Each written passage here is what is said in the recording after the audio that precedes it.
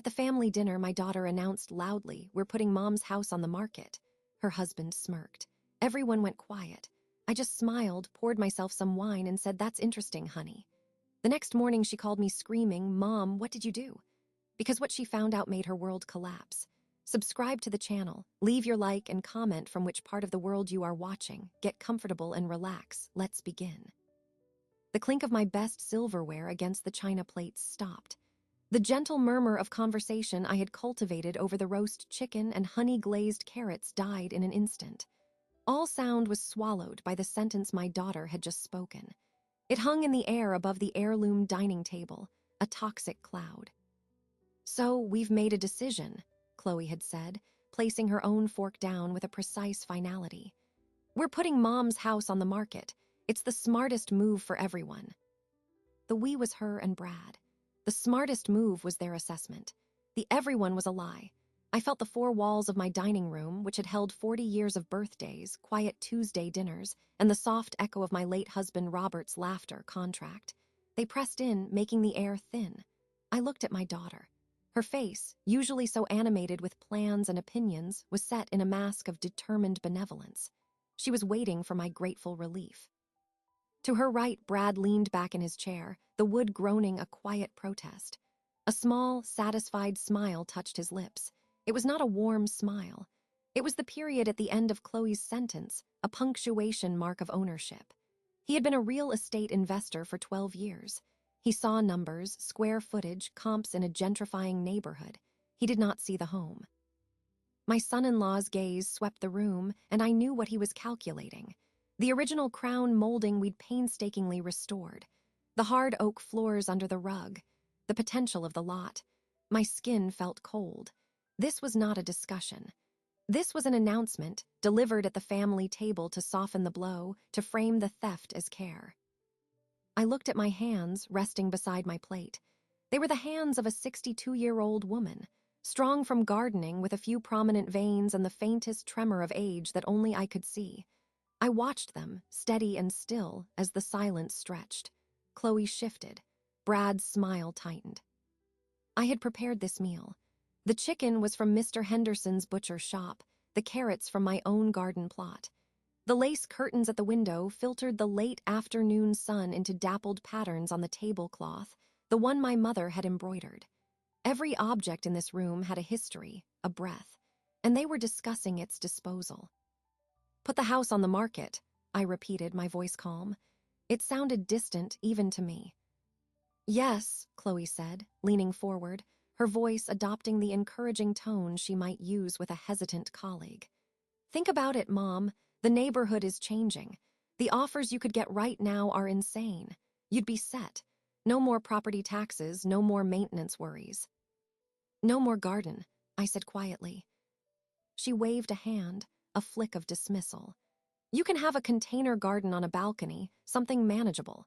Brad has already looked into some beautiful senior living communities. They have activities, security, everything taken care of." Brad nodded, taking the baton.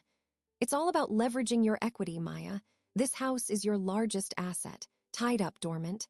We can unlock it for you. You could travel, relax. Chloe and I have been worried about you here all alone." The word worried was a blade. They had weaponized concern. To question their plan would be to prove their point, the stubborn, emotional old woman, unable to see what was best for her. I looked at Chloe, really looked. My only child. The girl who'd taken her first steps in this hallway, who'd had chickenpox on the living room sofa, who'd come home heartbroken from her first school dance and let me brush her hair in this very kitchen. Where was that girl in this corporate marketing manager with her sleek bob and her eyes already glossing over the details of my life in favor of the broader, more efficient strategy? Her expression was open, earnest. She truly believed this was the right thing. That was the deepest cut.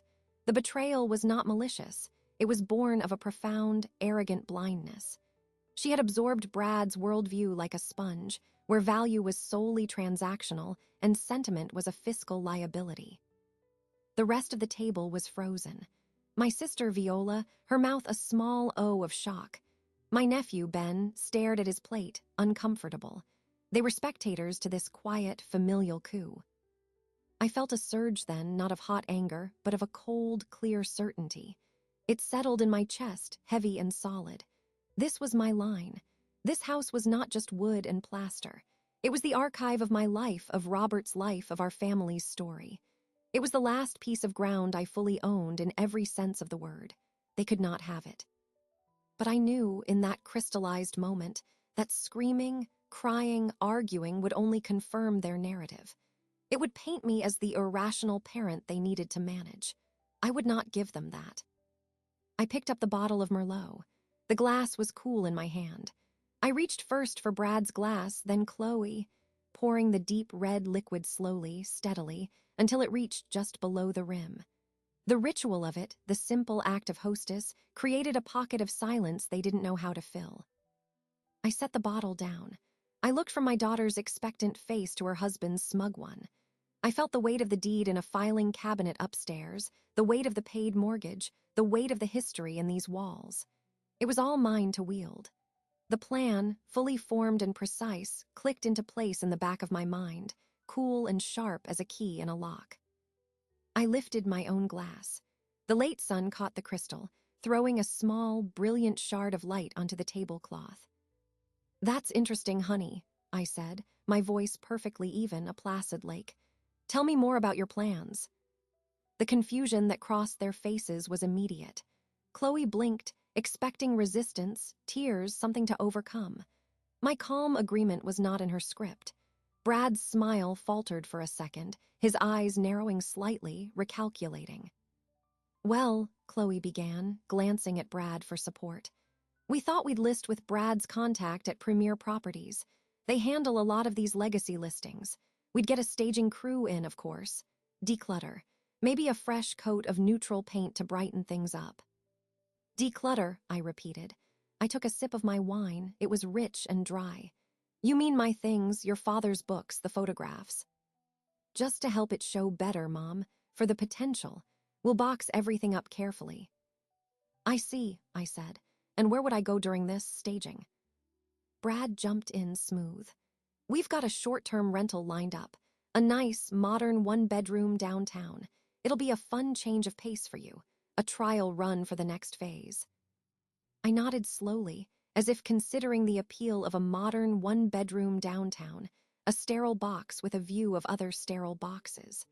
I let the silence sit again, let their plan hang there in all its presumptuous glory. "It sounds very well thought out," I said finally. "You've clearly put a lot of work into this." Chloe exhaled, a faint puff of relief. She misread my tone for acquiescence. "We just want what's best for you, Mom. We really do." "I know you do," I said, and in that moment I meant it. They believed their own story. That was their weakness. It's a big decision, selling a home, unraveling a life. "We'll handle everything," Brad said, his confidence restored, that smile returning. "You won't have to lift a finger."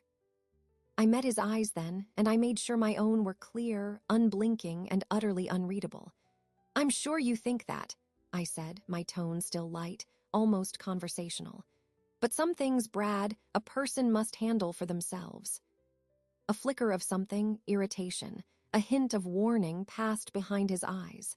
He opened his mouth to respond, but I turned back to my plate, cutting a small piece of chicken. "The carrots are good this year," I said to Viola, my voice warm. "A bit more sun than last season." The conversation stuttered, tried to restart on this new, mundane track. But the air was changed. The announcement had been made. Their play was on the table. And as I ate a bite of the carrot I had grown in the home I had built, I savored the first, quiet taste of my own strategy. It was not about blocking their move. It was about waiting and then making one of my own from a position they did not even know I held. The dinner continued, but the war had begun. The morning light through my kitchen window was clean and sharp. It fell across the table where, just hours before, the remains of the betrayal had been cleared away. I had washed the good china myself, the ritual of warm water and soap a grounding force. Now the house was quiet. The silence was not empty, it was full of purpose. I filled the kettle and set it on the stove. The blue flame hissed to life. The ordinary act felt significant. My hands did not shake. The cold clarity that had settled in me at the dinner table had hardened overnight into a resolve as solid as the oak floors under my feet. They thought I was a problem to be managed, an asset to be liquidated. I needed to become a fact they could not argue with. For that, I needed knowledge. I needed my friend. I took my time, steeping a pot of Earl Grey, the bergamot scent filling the sunny kitchen. I carried the tray to the table, the china cup, the small jug of milk, a spoon. I arranged them precisely. Then I picked up the phone. I dialed a number I knew by heart. Elena Richards answered on the third ring. "Maya, it's early for a social call." Her voice was a familiar rasp, textured by 6 decades of laughter and courtroom arguments. "It's not social, Ellie." I kept my voice even. "I need your professional opinion, as a friend." A pause. She heard what I did not say. What happened? Chloe and Brad announced their intention to sell my house at dinner last night. They have it all planned. Staging, realtors, a rental for me. It's presented as a done deal for my own good. The line was silent for a beat, then a single, succinct word. "Bastards." It was not a shout. It was a cold, legal assessment. "Are you okay?" "I am now. I wasn't for a while, but I am now. I need to know what I actually own, Ellie, not what they assume I own." "I'll be there in 20 minutes. Put the kettle on again." True to her word, Ellie arrived, a leather satchel slung over her shoulder. She was a tall woman, her hair a close-cropped cap of white. Her eyes, behind practical glasses, missed nothing. She hugged me, a brief, firm embrace that communicated everything. Then she got to work. We sat at the kitchen table. I brought out the fireproof lockbox from the hall closet. It was heavy. I set it on the table with a soft thud. The key was on my keyring, between the house key and the little silver one for the garden shed. "Let's start with the deed," Ellie said, her tone all business. I found it. The paper was older with a raised seal. I smoothed it on the table. We both leaned over. The words were clear. The property was described by lot number and street address. And the owners listed were Robert Elijah Johnson and Maya Annette Johnson as joint tenants with right of survivorship. Ellie pointed a blunt finger at the line. "Joint tenancy. When Robert passed, his interest terminated. The entire estate vested in you, the surviving joint tenant, by operation of law. It didn't go through probate. Do you understand what that means?" I nodded. "It means the house is mine, solely." "Exactly. It's not part of an estate they can have a say over. It's yours, free and clear. They have no legal standing to put it on the market." "None." She sat back. "This is good, Maya. This is your bedrock. They can pressure you, they can bully you, but they cannot sign a contract for you. The deed is in your name only." A layer of tension I hadn't fully acknowledged began to dissolve. I owned the ground beneath me. It was a fact. "But," Ellie continued, holding up a finger, "pressure can take many forms. They could try to get you declared incompetent. Unlikely, but Brad strikes me as someone who explores all angles. They will appeal to emotion, to guilt. They will make you feel irrational for clinging to a burdensome asset. Your best defense is an impeccable offense. We need more than the deed. We need to know every scrap of paper related to this house." We began to methodically empty the box. The paid mortgage note, stamped in satisfying red. The property tax receipts filed by year. Insurance documents. Then older papers. The original purchase agreement from 1983. The amount, so modest by today's standards, had felt astronomical to Robert and me. We had pored over it at this very table, our shoulders touching, equal parts terrified and thrilled. Ellie sifted through these, her lawyer's mind sorting. She paused at a cluster of papers held together by a rusting paperclip. They were carbon copies, the type faded to a pale blue. "What are these?" I peered at them.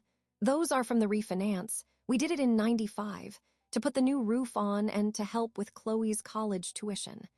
The memory was bittersweet. We had taken equity out of the house to fund her future, and now she wanted to sell the house out from under me. Ellie was reading, her eyebrows drawn together. She separated one sheet from the others. It was a standard form, but a paragraph on the back had been highlighted in yellow, now faded to a weak cream color. "Maya," she said, her voice low and intent, "do you remember this?" I took the page. I read the highlighted section.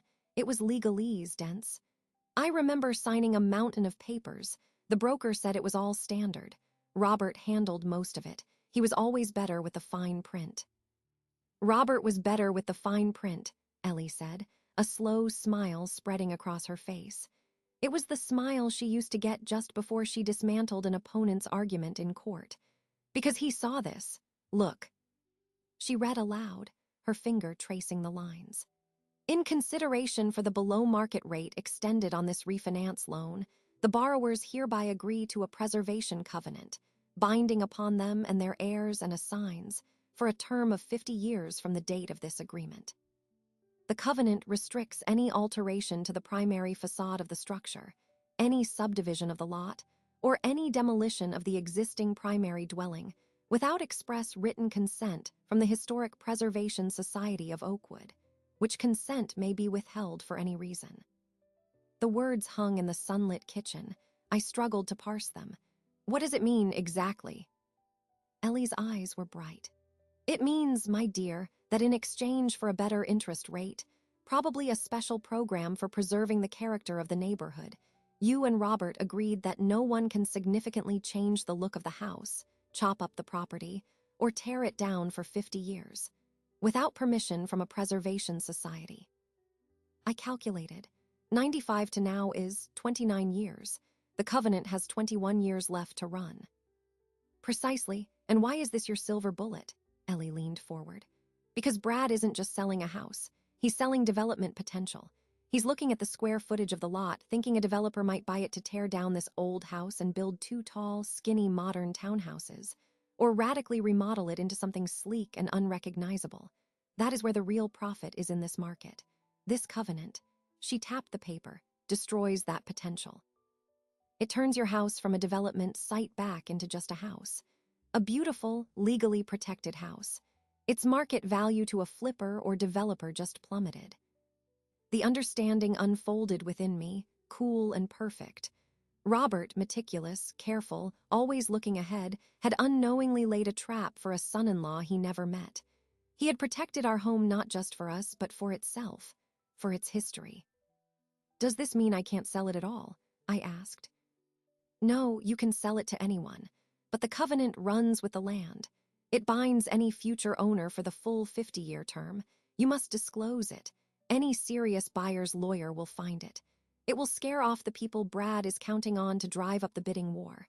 It turns your home back into what it is, a family home, not a lottery ticket. I looked at the faded yellow highlight. I could almost see Robert's hand holding the marker, his brow furrowed in concentration as he read through the dense paragraphs, looking out for us. For me, a wave of grief and gratitude hit me, so sharp it stole my breath. It wasn't a magic solution, but it was a shield, a powerful, legal, unassailable shield. Ellie was watching me. This changes the game, Maya. You're not just saying no. You're holding a document that says their entire lucrative plan is built on sand. They don't know this exists. I took a slow sip of my tea. It was still warm. The plan in my mind, which had been a vague shape of resistance, now snapped into sharp, actionable focus. Then we won't tell them. Not yet. Ellie nodded, understanding immediately. You let them make their moves. You let them invest their time and their arrogance. You gather your strength. And then, when they think they're about to close the deal, you show them the foundation they didn't know was there. Yes, I said. The word felt definitive. The hurt was still there, a cold stone in my chest, but it was now surrounded by the steel of strategy. I was no longer a victim of their announcement. I was the holder of a covenant. The game had indeed changed. I was now a player. The covenant document remained on my kitchen table for 2 days. I did not file it away.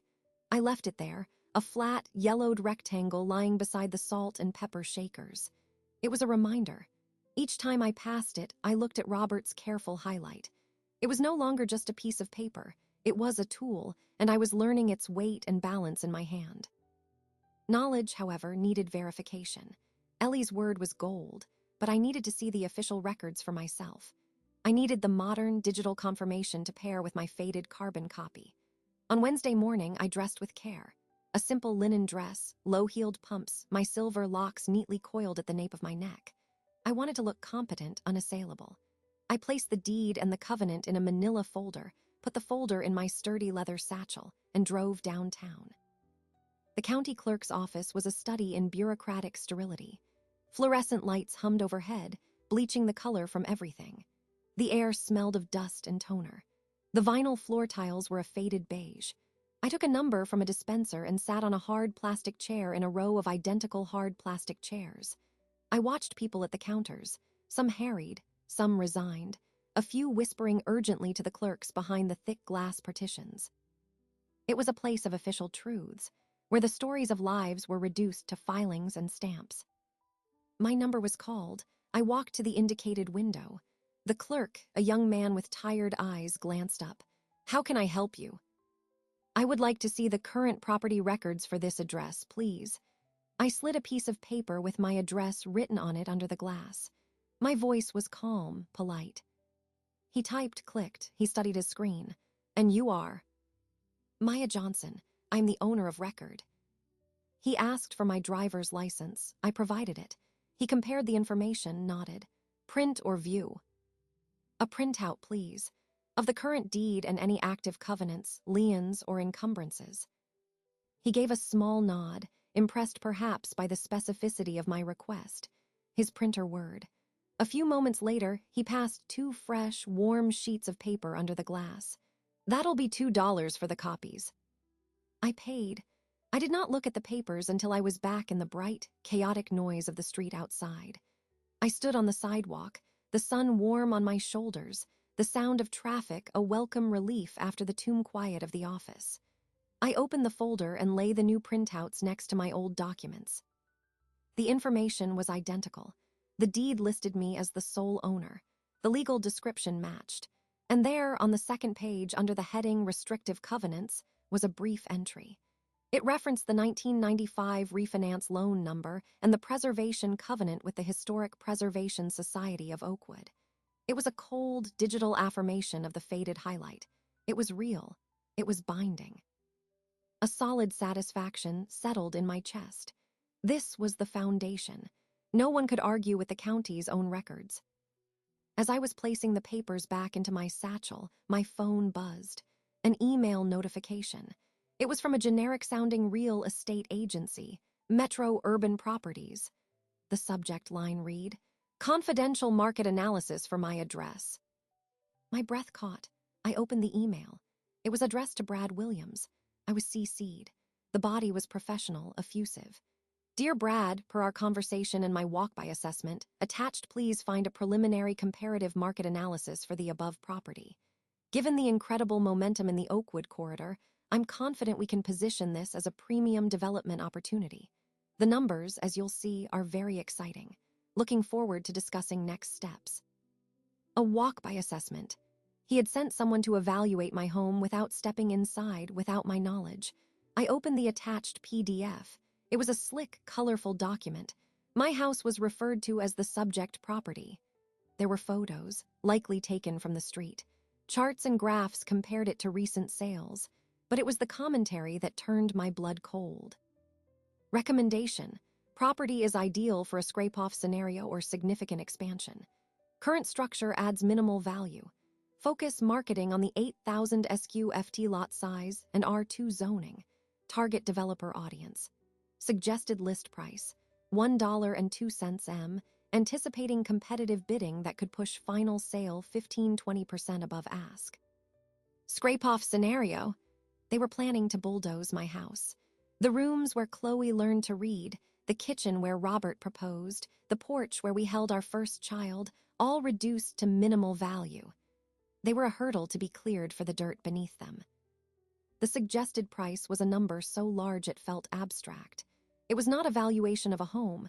It was a price tag on my history, and they found it lacking. Brad had not just had a casual evaluation done. He had initiated a targeted marketing strategy aimed at erasing the structure entirely. This was not about moving me to a safer place. This was a land grab. I stood motionless on the bustling sidewalk. The noise of the city faded into a dull roar. The sun felt harsh, not warm. I looked down at the county printouts in my hand, then at the phone screen displaying the analyst's cheerful recommendation for demolition. The two documents represented two opposing realities. One was the legal truth, a protected home, a covenant, a history. The other was Brad's financial fantasy, a blank slate, a payout, a transaction. I took a deep breath. The cold clarity returned, sharper than before, edged with a new and focused anger. They were not just after my house, they were after its very existence. The covenant was no longer just a shield, it was about to become a weapon. I closed the email. I did not delete it. I saved it in a folder I labeled evidence. I placed the county printouts carefully in my satchel. I walked back to my car, my steps measured and sure. When I arrived home, I did not go inside immediately. I stood on the sidewalk and looked at my house. The wraparound porch, the hydrangeas beginning to bud by the steps, the slightly crooked shutter on the upstairs window that Robert always meant to fix. I saw what they wanted to scrape off. I also saw what they could not touch, what was filed in a county computer and highlighted on an old piece of paper. I unlocked my front door. The familiar scent of lemon oil and books greeted me. I went to the kitchen table. I took out the new printouts and placed them beside the old covenant. I opened my laptop and printed the email with the market analysis. I added it to the pile. The collection was growing.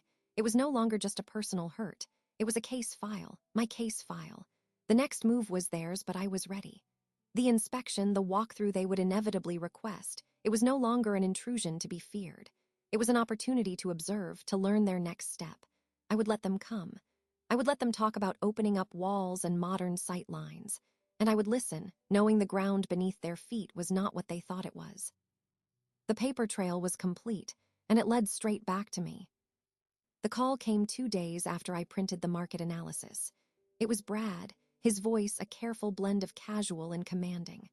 "Maya, hope you're well. Listen, we'd love to bring by a colleague of mine, Brian from Metro Urban, just for an informal walkthrough. Get a professional eye on the place, see its full potential. Would tomorrow afternoon work?" His use of "we" was telling.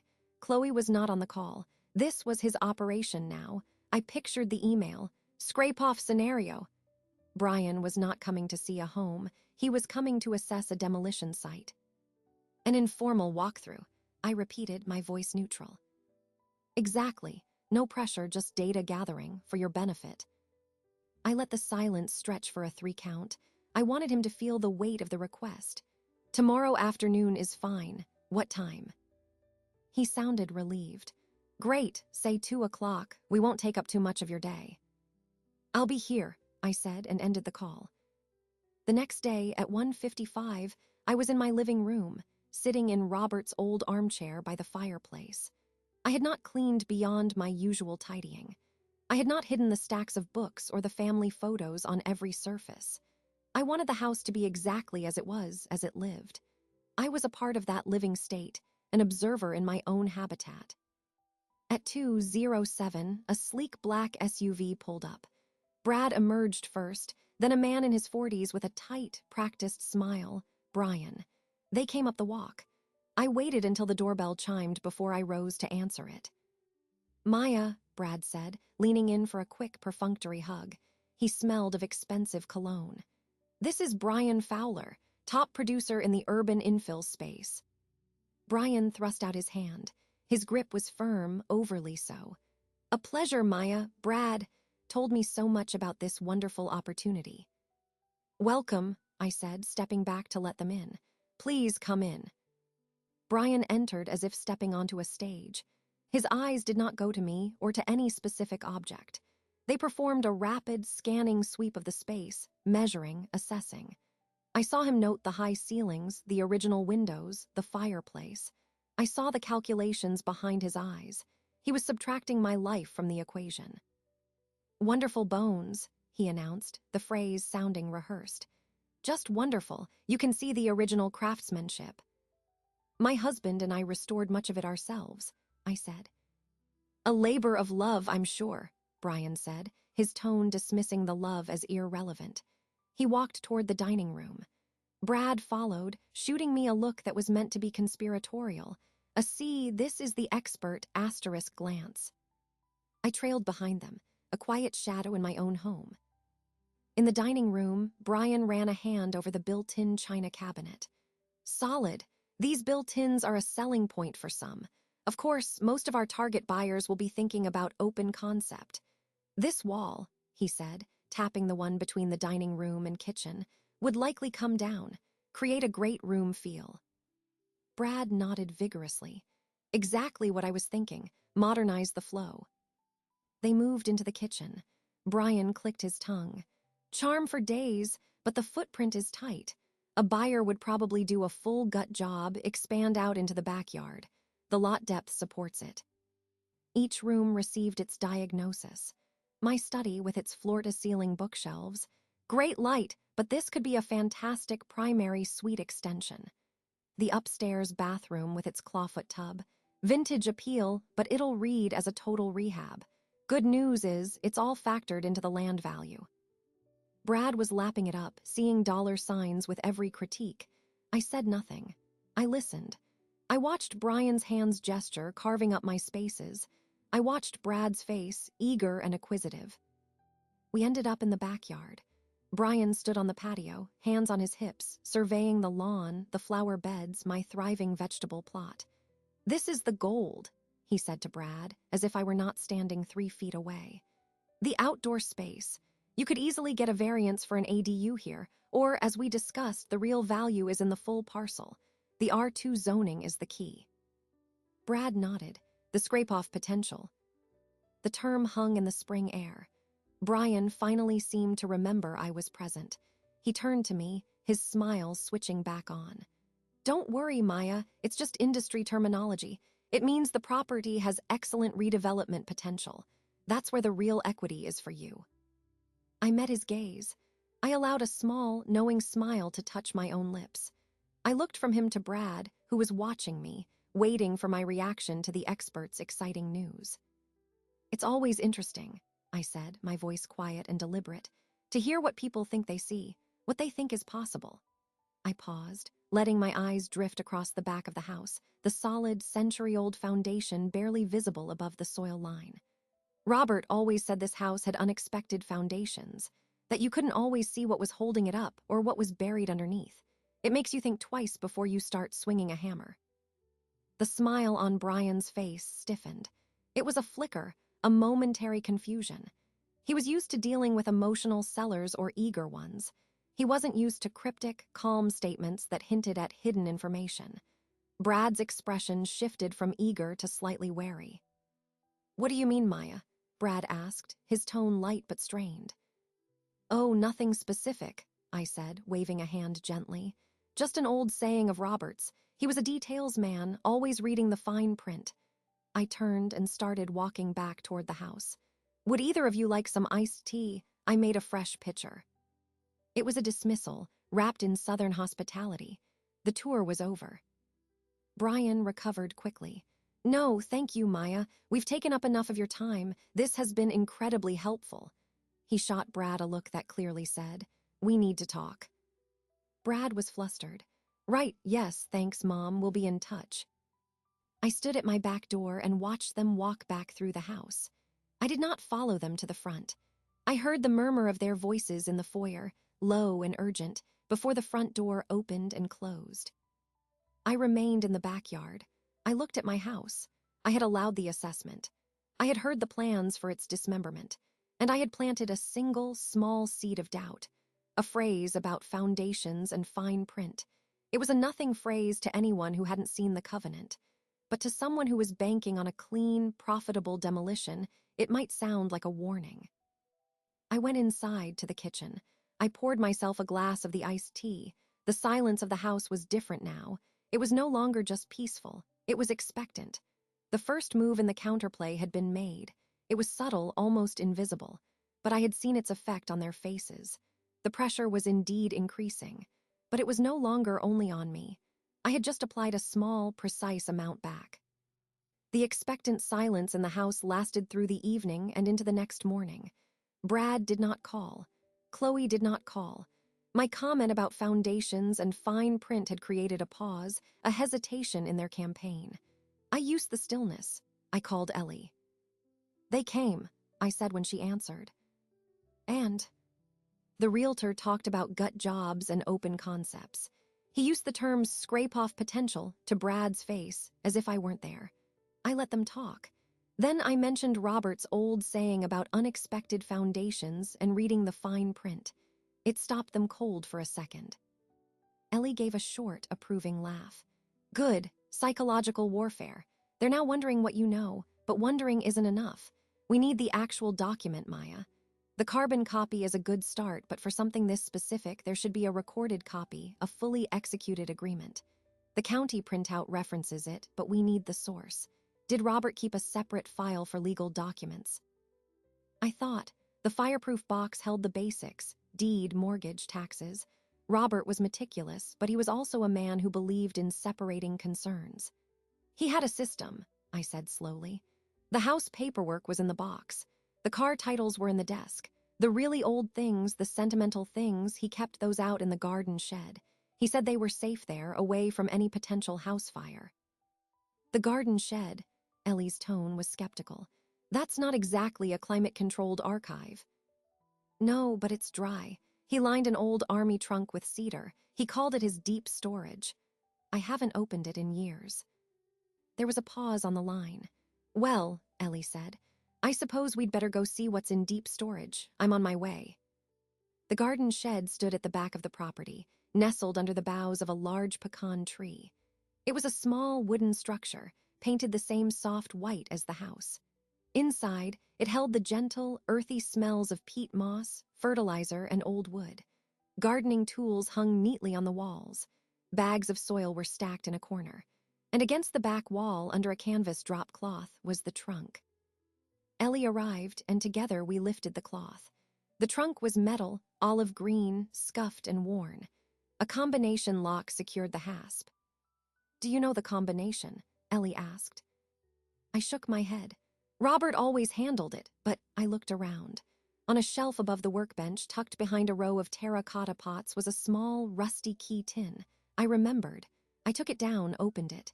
Inside were a few spare keys, a washer, and a folded slip of paper. I unfolded it. A series of numbers were written in Robert's clear, blocky handwriting. This might be it. I knelt before the trunk, the paper in my hand. The numbers worked. The lock clicked open.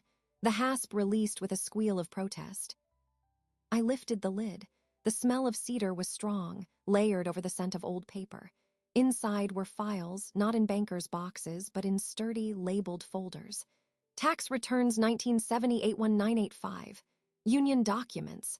House plans and permits. It was a curated archive of our early life together, of the building of a foundation.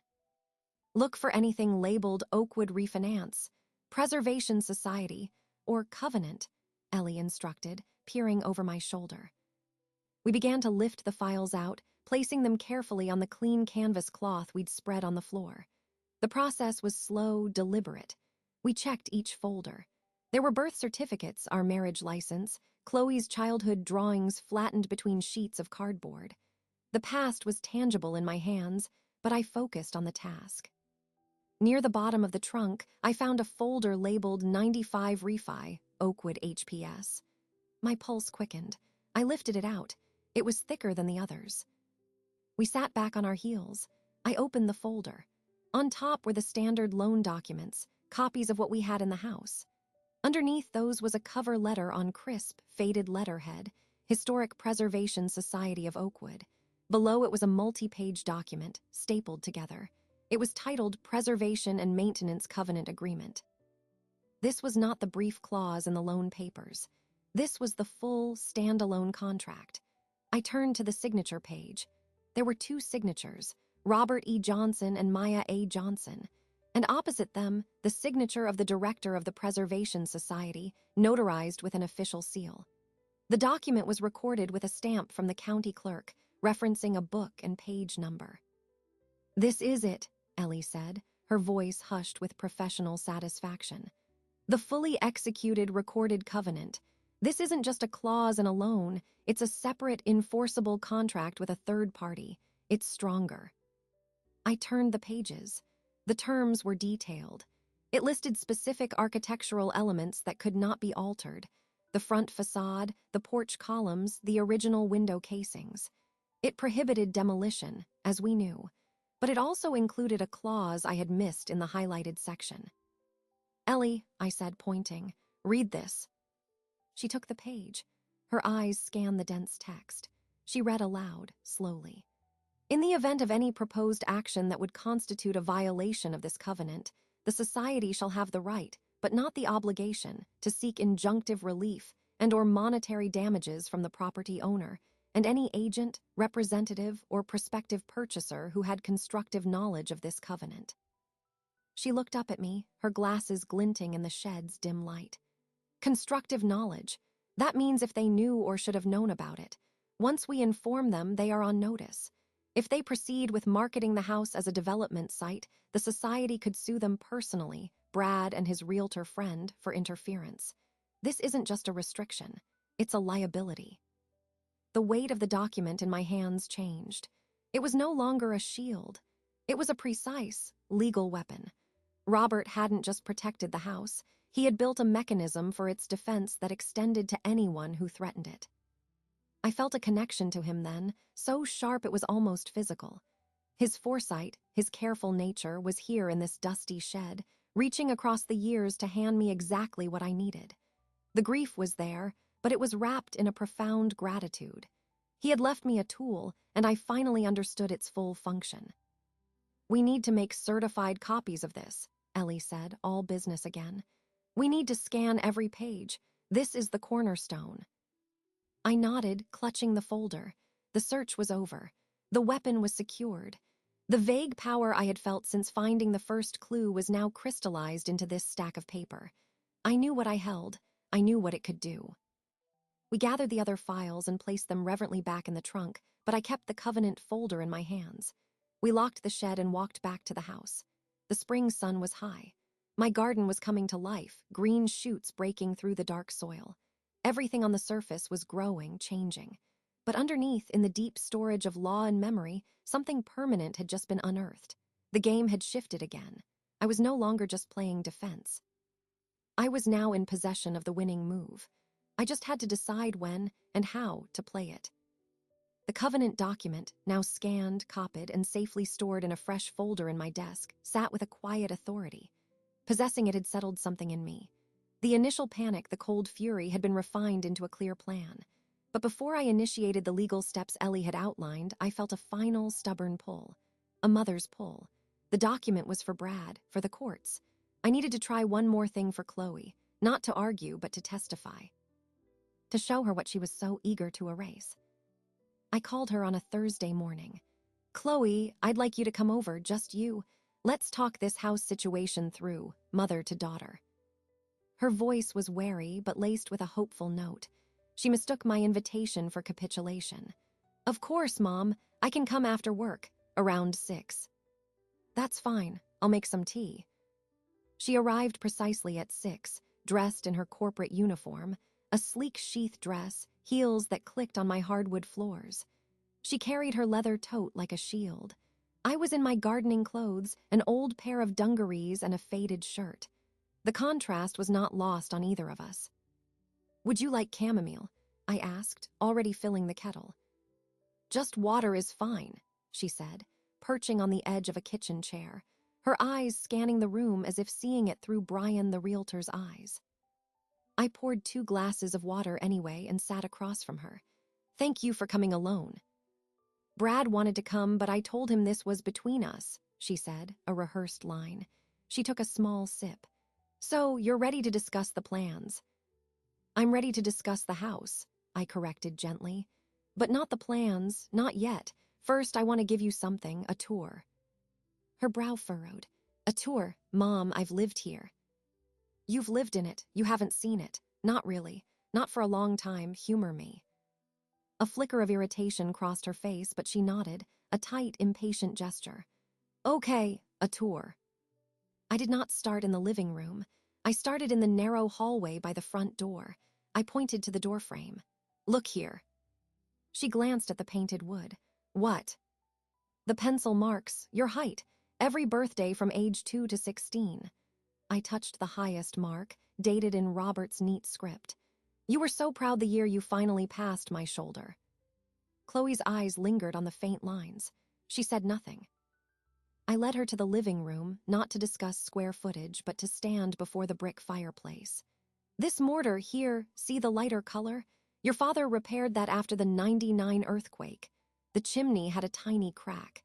He learned how to mix mortar, how to tuck point. He was so careful. He said a house needed solid bones. Mom, this is. Please, I said, my voice still soft. I continued. In the dining room, I did not mention the potential for an open concept. I went to the china cabinet. I opened a drawer and took out a linen tablecloth, yellowed with age. Your grandmother's hands made every stitch on this. She gave it to us as a wedding gift. She said a family needed a table to gather around and the cloth to make it beautiful. I refolded it slowly. Chloe watched my hands. We moved upstairs. I stopped outside her old bedroom, now my sewing room. This is where you learned to read. We'd sit in that corner, and you'd sound out the words from Goodnight Moon. Your father painted these walls 3 times because you couldn't decide between lavender and sparkle pink. He finally mixed the paints to make a shade you called lavender sparkle. It's still under the current coat. I walked into the room. I opened the closet.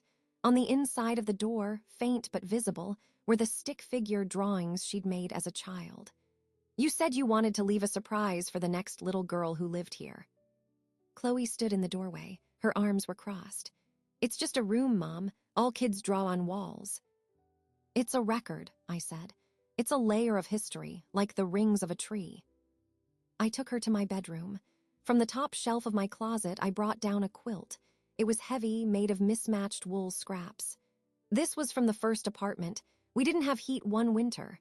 My mother and aunts made this for us in a weekend. It kept us warm. I could see her struggling.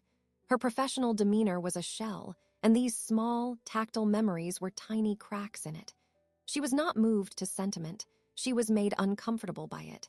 It interfered with the clean narrative of equity and smart moves. The final stop was the backyard. The evening light was soft. I pointed to the sturdy pecan tree. We planted that the summer you were born. A tree for your life, we said. It's grown as you have. She finally broke. The impatience overflowed. Mom, I understand you're sentimental, I do. But you can't build a future on sentiment. These are just asterisk things. Memories are in your head, not in the walls. A modern condo can hold new memories. Better ones without the drafts and the old plumbing. I looked at her, really looked. I saw the woman she had become, who believed efficiency was a virtue and emotion a liability. She genuinely could not see it. The tour had failed. The emotional appeal had hit the wall of her worldview and shattered. Is that what you believe? I asked, my voice quiet. That the value is only in the utility. That this, I gestured to the house, the garden, the tree, is just a container that can be swapped out for a newer model. It's a structure, Mom. A very old, expensive to maintain structure. Your legacy shouldn't be a burden. It should be financial security. Freedom. I nodded slowly.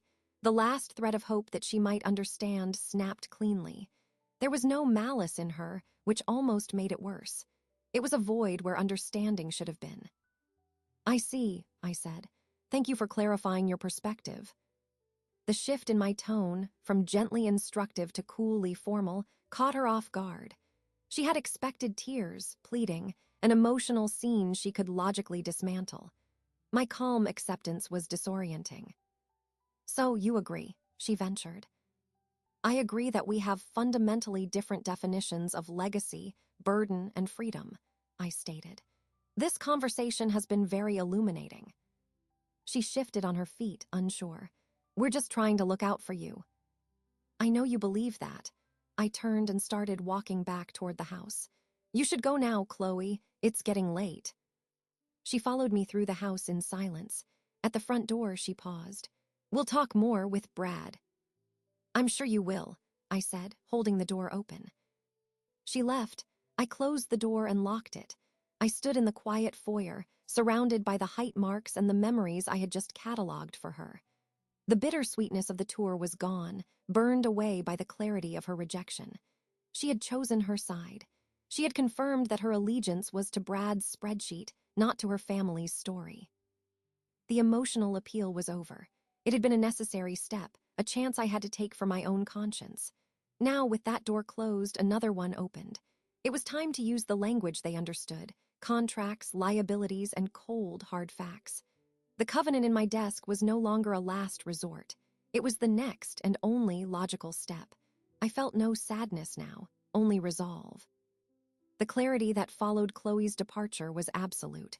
The house was quiet, but the silence was no longer passive.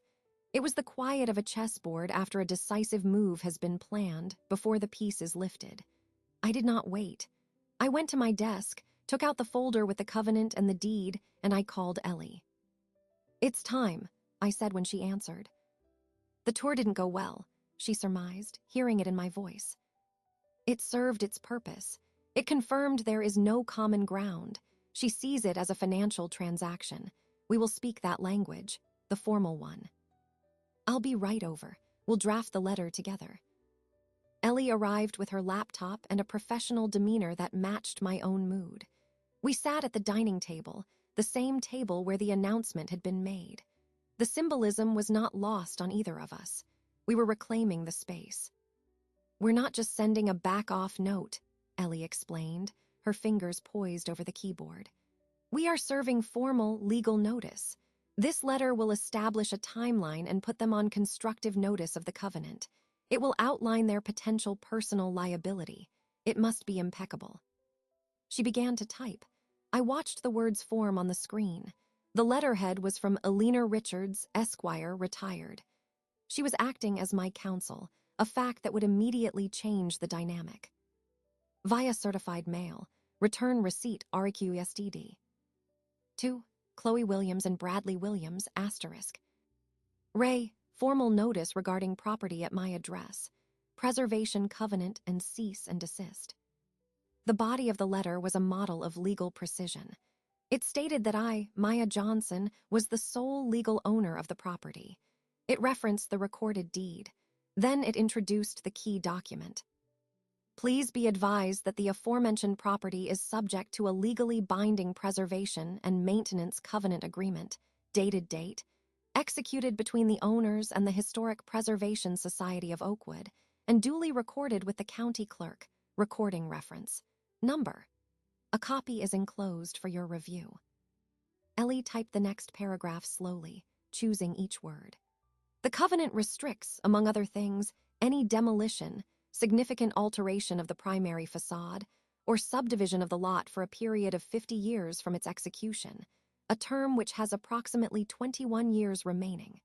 The covenant runs with the land and is binding on all subsequent owners and their agents." Then came the crucial part. "Of particular relevance to your recent activities, Section 4, C of the covenant stipulates that the society may seek injunctive relief and monetary damages from not only the property owner, but also from any agent, representative, or prospective purchaser who has constructive knowledge of the covenant's terms. By this letter, you are hereby provided with such constructive knowledge." She paused and looked at me. "This is the heart of it. We are officially telling them that if they proceed with marketing the property for demolition or significant redevelopment, they are personally at risk of being sued by a third-party preservation society. Brad's realtor friend is also on the hook. This turns their opportunity into a legal minefield." I nodded. "Continue." "Accordingly, you are hereby directed to cease and desist all efforts to market, list, or facilitate the sale of the property under any premise that violates the terms of the enclosed covenant. This includes, but is not limited to, promoting the property as a development opportunity, scrape-off, or for its lot value. Any further such actions will be considered deliberate interference and will be met with appropriate legal response. Furthermore, you are to immediately withdraw any and all property information, photographs, or market analyses you have disseminated to third parties, including but not limited to any associates at Metro Urban Properties." The letter concluded with a formal request that all future communications regarding the property be directed to Alina Richards as my representative. It was signed with a line for her signature, and below that, a line for mine as the client. Ellie printed 2 copies. The words looked even more authoritative on the crisp, legal-size paper. She signed her name with a firm, black flourish. She handed me the pen. I read the entire letter once more. Each sentence was a brick, building a wall around my home that no amount of financial pressure could break. I felt a tremor then, not of fear, but of finality. Signing this was the point of no return. It was a declaration of war, as Ellie had said. It would change my relationship with my daughter, perhaps forever. I thought of the height marks on the doorframe. I thought of the quilt. Then I thought of Brad's smirk and the words scrape-off scenario. I picked up the pen. My hand was steady. I signed my full name, Maya Annette Johnson *. The ink was dark and permanent. "We'll send it certified mail, return receipt requested," Ellie said, gathering the copies. "That provides legal proof of delivery. They can't claim they didn't get it."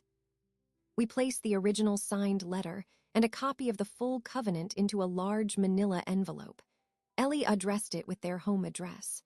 The process was methodical, solemn. "Do you want me to take it to the post office?" she asked. "No," I said. "I'll do it." I drove downtown. The main post office was still open. I stood in line, the envelope in my hands. When it was my turn, I handed it to the clerk. "Certified mail, please, with a return receipt." The clerk processed it, affixing the bright green and white certified label and the separate return receipt postcard. The transaction had a concrete cost. I paid it. The clerk handed me the receipt, a small slip of paper with a long tracking number. It was my proof. I dropped the envelope into the designated slot. It fell with a soft, final whisper. There was no taking it back. The action was complete. I walked back to my car. The trepidation I had felt was gone, replaced by a solid, unmistakable strength. For weeks, I had been reacting, gathering information, weathering their assumptions. Now I had acted. I had defined the terms. I had drawn a line in the legal sand and served them notice not to cross it. The ball was now in their court. The next move was theirs. But the landscape of the game had been fundamentally altered by that envelope speeding its way to their sleek, modern condo. I had shifted from the defensive to the offensive. The quiet mother in the old house had just filed her opening argument. I drove home, the receipt with its tracking number in my purse, a small, potent talisman of the battle I had chosen to fight. The certified mail receipt with its long tracking number sat on my kitchen counter. I checked the status online the next morning. It showed delivered front door. The notice had been served. I made a pot of coffee. The morning was clear and mild. I decided to work in the garden. The physical act of tending to something living, something that required patience and care, felt necessary. I was in the side yard, deadheading the spent blooms from the azaleas, when my phone rang in my pocket. The screen showed Chloe's name. I had expected this. I pulled off my gardening glove, wiped my hand on my trousers, and answered. "Hello, Chloe." The sound that came through the speaker was not a greeting. It was a raw, high-pitched shriek of pure fury. "What did you do?" I held the phone slightly away from my ear. I said nothing. I waited. "Mom, answer me. What is this? What is this letter?" Her voice was breaking, trembling with rage and something else, panic. "I believe the letter is self-explanatory," I said, my voice level. I picked up my pruning shears and snipped off another brown blossom. The snap was clean. "Self-explanatory. You sent us a legal threat. From a lawyer. What is wrong with you?" She was gasping between words. This covenant thing, where did this even come from?" "It came from the file cabinet in the garden shed," I said calmly. "It's been there since 1995. Your father and I signed it." "This is insane. You're trying to sabotage us. You're trying to ruin everything." Her anger was spiraling, but underneath it, I could hear the genuine, baffled distress of someone whose simple plan had exploded. "I am protecting my home from being illegally marketed for demolition," I stated. "The letter outlines the facts, the deed, the covenant, your potential liability if you continue." "My liability? Brad is furious. Do you understand what you've done? This wasn't just about your house." That caught my attention. I stopped pruning. What do you mean it wasn't just about my house? A choked sob escaped her. I heard her fumbling, a muffled argument in the background. Brad's voice, low and furious, was audible but not clear. Then Chloe came back on, her voice lower, ragged with tears and fury. He had a deal, a private equity deal. He was using the projected profit from your house as collateral to buy into a development project in the West End. It was supposed to be a sure thing. Now they're calling him. The partners saw the covenant. They're saying his asset is encumbered and high risk. They're pulling the offer. They think he tried to misrepresent the property. The pieces clicked together with a cold, final snap. It was worse and better than I had imagined. Brad wasn't just greedy. He was over-leveraged. My house wasn't just a nice payday. It was a linchpin in a separate, speculative deal. The covenant hadn't just devalued the property. It had exposed his gamble and threatened his professional credibility. I see, I said, my tone unchanged. So his interest was never about my well-being or my financial security. It was about using my asset to secure his own investment. That's not, he was going to give you the money, she cried, but the protest was weak, the narrative crumbling even as she tried to say it. The letter stands, Chloe, I said. You are to cease all marketing activities. You are to withdraw all information. If you or Brad attempt to proceed, the next correspondence will be from the Historic Preservation Society's attorneys, and it will name you both personally in a lawsuit. You can't do this to family, she screamed, the last defense of someone with no legal ground left. I am not doing anything to family, I replied, my voice finally allowing a sliver of ice to show. I am responding to a hostile business proposition from two individuals who attempted to appropriate my property. The fact that one of them is my daughter makes it worse, not better. There was a long silence on the other end, broken only by her hitched breathing. The reality was settling into her, cold and heavy. You've ruined him, she whispered, the anger draining into something like horror. He tried to ruin my home, I said. He is facing the consequences of his own actions, as are you. I heard Brad's voice again, closer now, demanding the phone. There was a scuffling sound. Maya, Brad's voice was on the line now, stripped of all false warmth. It was tight, cold, and livid.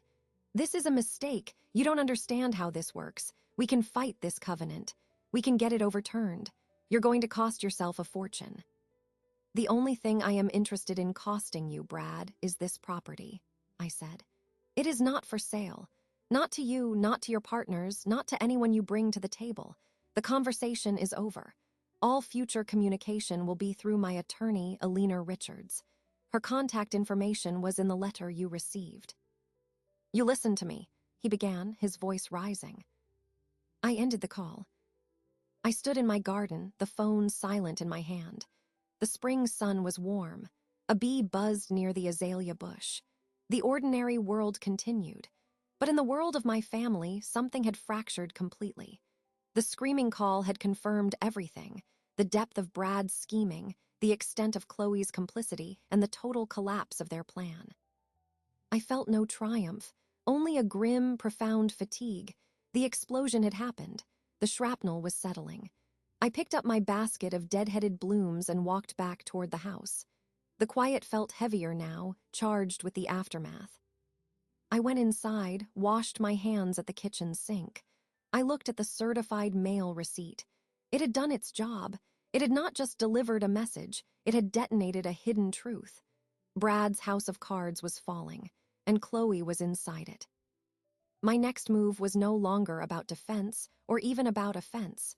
It was about containment and resolution. I needed to see this through to its legal conclusion. I picked up the phone again. This time, I dialed Ellie. It's done, I said when she answered. The letter was delivered. I just had the screaming call. It's worse than we thought. Brad was using the projected sale to secure a separate investment. The covenant has blown that apart. Ellie let out a low whistle. So the personal liability clause isn't just theoretical for him. It's a direct threat to his other business. No wonder he's panicking. Yes, Chloe is, she's in shock, but she's still blaming me. That's to be expected. The cognitive dissonance is painful. They'll need to face it formally. I think it's time for a meeting in my office with all of us. We present the facts face to face. We force the reality. I took a deep breath. The thought of sitting in a room with both of them was repellent, but it was the necessary next step. The reckoning had to be official, witnessed, and final. Set it up, I said. I'll be there. The meeting in Ellie's office was scheduled for 10 o'clock on a Tuesday morning. I arrived early. Ellie's office was in a modest brick building downtown, not a sleek high-rise. It suited her, practical, no-nonsense, grounded. Her office smelled of old books and lemon polish. The chairs for clients were firm and upright. I sat in one, my posture straight, my hands folded in my lap. I had dressed with care again, a simple navy dress, a single strand of pearls. I wanted to project an image of unshakable, traditional authority. Ellie sat behind her desk, a formidable presence in a tailored blazer. Brad and Chloe arrived exactly at 10. The door to Ellie's office was open, and I heard their footsteps in the hall. They stopped in the doorway. Chloe looked pale, her eyes red-rimmed. She avoided my gaze. Brad's face was set in a mask of controlled anger. He wore an expensive suit, but it seemed like a costume now, armor for a battle he was already losing. "Please, come in and sit down," Ellie said, her tone professional, devoid of warmth. They entered. Brad took the chair opposite Ellie, placing himself as the opposing party. Chloe sat stiffly beside him, her eyes fixed on the pattern in the carpet. Ellie began without preamble. "We are here to formally resolve the matter of the property on Maple Street. I am acting as counsel for Maya Johnson. This is not a negotiation. This is a clarification of legal reality." Brad leaned forward. "Eleanor, let's not be dramatic. There are always solutions. This covenant can be challenged. The historical society can be dealt with." "Be that as it may," Ellie said, cutting him off smoothly. "The covenant exists. It is recorded. It is enforceable. Your first and most pressing issue is that you have been actively marketing the property in violation of its terms. You have constructive knowledge as of the date of our certified letter. Any further action exposes you and your associate, Brian Fowler, to litigation from the society." "That's a threat," Brad snapped. "It's a statement of fact," I said. My voice was calm, clear. It was the first time I had spoken. Both of them turned to look at me. "You received the market analysis email, Brad, the one that used the term scrape-off scenario. You sent that to me. I have a copy." Chloe flinched. She hadn't known about the email, I realized. Brad had kept the blunt mechanics from her. "That was just preliminary," Brad said, waving a hand. "Hypotheticals." "It was a plan," I corrected. "A plan to demolish my home for your financial gain. You did not disclose the covenant because you were unaware of it. That is not my problem. It is your liability." Ellie slid copies of the covenant across the desk to each of them. "Read Section 4C, highlighted." Brad snatched his copy. His eyes scanned the paragraph. I watched his face. The confident bluster drained away, replaced by a slow, dawning comprehension of the trap. His jaw tightened. "This is absurd." "It is a standard clause in preservation agreements," Ellie stated. "It is meant to deter exactly what you attempted. You are not just inconvenienced, Mr. Williams. You are personally at risk. So is your realtor. I have already been in contact with a colleague at the Preservation Society. They are aware of the situation and are prepared to take action if any marketing continues." Chloe was reading her copy, her fingers trembling. "You never told me it was this specific," she said to Brad, her voice small. "It wasn't relevant," he muttered, but the lie was feeble. "It was the only thing that was relevant," I said, turning my attention to my daughter. "You asked me what I did. I showed you the foundation of your plan. It was rotten. You built it on a lie of omission. You assumed I was too old, too sentimental, too ignorant to look at my own paperwork." "We were trying to help you," Chloe cried, the defense bursting out of her, but her eyes were on Brad, seeking confirmation that was no longer there. "No," I said, the word final. "You were trying to help yourselves. Brad needed the capital for his West End deal. My house was convenient equity. You allowed him to reframe theft as care. That is the truth." Brad's head snapped up. "Who told you about the West End deal?" The panic in his voice was naked now. You did, I said. During your screaming phone call, you said I'd ruined everything, that it wasn't just about the house. It didn't take much to put it together. You were using my property as collateral for a separate, speculative investment. The covenant didn't just block the sale, it called your business judgment into question with your partners. That is why you are so angry, not because I'm stubborn, because I exposed you. The room was silent. Chloe was staring at Brad, her face a mask of horrified realization. The last piece of her narrative, the caring son-in-law, the savvy planner, shattered. She saw the raw calculation, the risk he had taken with her mother's home, with their own stability. You used me, she whispered to him. Chloe, don't be naive. It was a synergy. He started, but she cut him off. You had me pressure my mother. You had me believe it was for her. And it was for your deal. The word deal came out like a curse. Ellie let the moment hang. Then she spoke, her voice the only steady sound in the room. Here are the terms, effective immediately. All marketing of the property ceases. Any listings are withdrawn. All promotional materials are destroyed. You will provide written confirmation of this to me within 48 hours. You will not contact Maya directly regarding this matter again. Any communication goes through me. If these terms are violated, we will file a complaint with the Preservation Society and seek a restraining order. Brad was defeated. His shoulders slumped. The fight was gone, replaced by a desperate need to contain the damage to his own reputation. Fine, whatever, it's done. Not quite, I said. I looked at Chloe. You have a choice to make. You can continue down this path with him where family and history are just leverage, or you can remember who you are, where you come from. That is not a legal decision. It is a personal one. Chloe looked from Brad's closed, angry face to mine. She did not speak, but the confusion and betrayal in her eyes were answer enough for now. The blind certainty was gone. Ellie stood. This meeting is concluded. You have the terms. I expect your written compliance. Brad stood up abruptly and walked out without another word. Chloe hesitated. She looked at me, a tumult of emotions in her gaze, shame, anger, grief. She opened her mouth, then closed it. She turned and followed her husband out. The door closed behind them. The silence in the office was profound. Ellie let out a long breath. Well, that was unpleasant but necessary. The truth is on the table. I nodded, feeling the weight of the confrontation settle. There was no victory lap, no sense of elation, only a deep, weary certainty. The power had shifted completely and irrevocably. The scheming was over. The legal threat was neutralized. Brad had been exposed. Chloe had been forced to see. I had protected my home, but as I sat in the quiet office, I understood the cost. The family I had known was gone. What remained would have to be built on new ground if it could be built at all. The reckoning was complete. Now came the aftermath. The silence after the meeting in Ellie's office was not empty. It was a space cleared of conflict, and into that space, ordinary life began to flow back. I drove home. The house welcomed me with its familiar creaks and scents. I changed out of my navy dress and into my work clothes. There was weeding to do. The following days were quiet. No calls from Brad, no emails from realtors.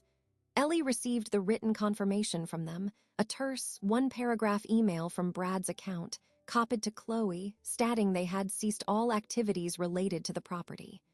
It was enough. My victory, if that is the word, was not celebrated. It was absorbed. I felt it in the deeper calm of my mornings, in the unpressured enjoyment of my coffee on the porch. The house was no longer under siege. It was simply home again. The covenant document was filed away in the fireproof box, its job done. Chloe did not contact me for a week. I did not contact her. The distance between us was a raw, new landscape. Then, on a Saturday morning, my doorbell rang. I was not expecting anyone.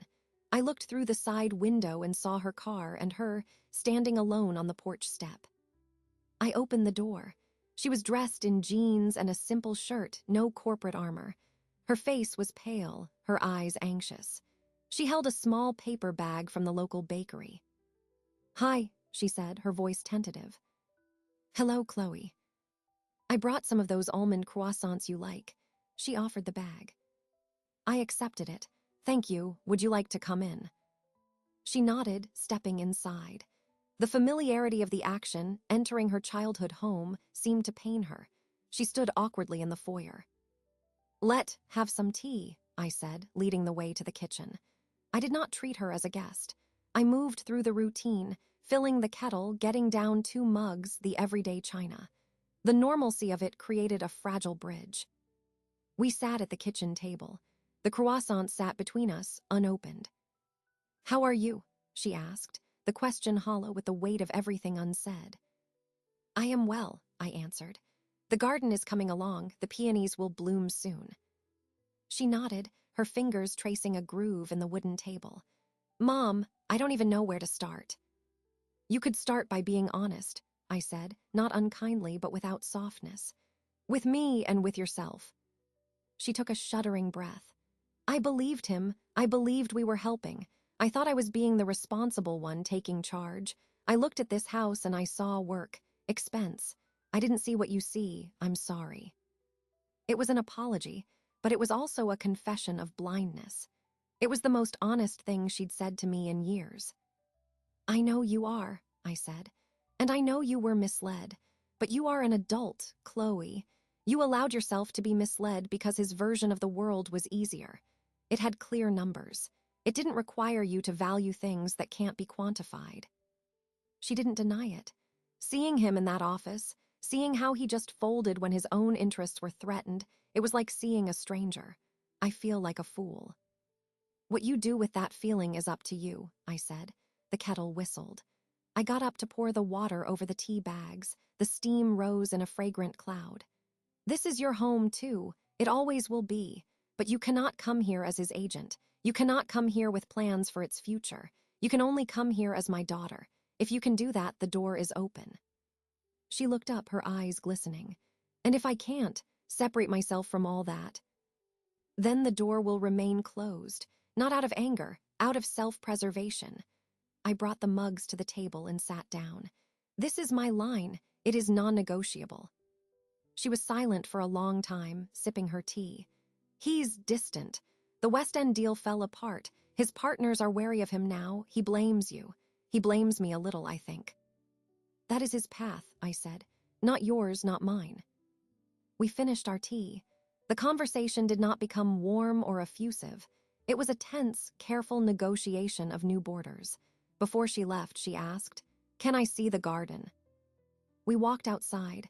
I showed her the peony buds, the new lettuce in the vegetable patch. We stood under the pecan tree. She placed a hand on its rough bark. "It's gotten so big," she murmured. "It has," I agreed. At the front door, she hesitated. Then she turned and tentatively put her arms around me. It was a stiff, unsure hug. I hugged her back firmly. It was not the easy embrace of the past. It was an acknowledgement of the fracture and a fragile, possible mending. "I'll call you," she said. "I'll be here," I answered. I watched her drive away. Then I went back inside, cleared the mugs, and put the croissants in the bread box. The house settled around me. That evening, as the sun began to set, I went out to the porch. I sat on the old wooden swing that Robert had installed. The chains creaked a familiar, soothing rhythm as I pushed gently with my toe. The sky turned shades of orange and purple over the rooftops of my neighborhood. The lace curtains in my front window glowed with the last of the light. From inside, the phone rang. I let it go to the machine. I heard Ellie's cheerful voice leaving a message about book club next week, the sound of a friend. I looked at my house. Its lines were soft in the twilight. I saw the height marks inside, the quilt in the closet, the covenant in the box. I saw the garden shed where Robert had stored our history. I saw the porch where I now sat free. The revenge was complete. It had not been fiery or dramatic in its conclusion. It had been a meticulous reclamation. I had used their own tools, law, paperwork, strategy, to defend what they could not value. Brad was diminished. Chloe was humbled. I was at peace. The swing creaked. A firefly blinked by the hydrangea bush. I took a deep breath of the cooling air. The house was mine. The peace was mine. It was not the peace of forgetfulness, but the deeper, more durable peace that comes after a storm has passed and you find your foundations, unexpected and strong, are still holding. I sat there until the stars came out, a quiet woman on her own porch, in her own home, finally and firmly at rest.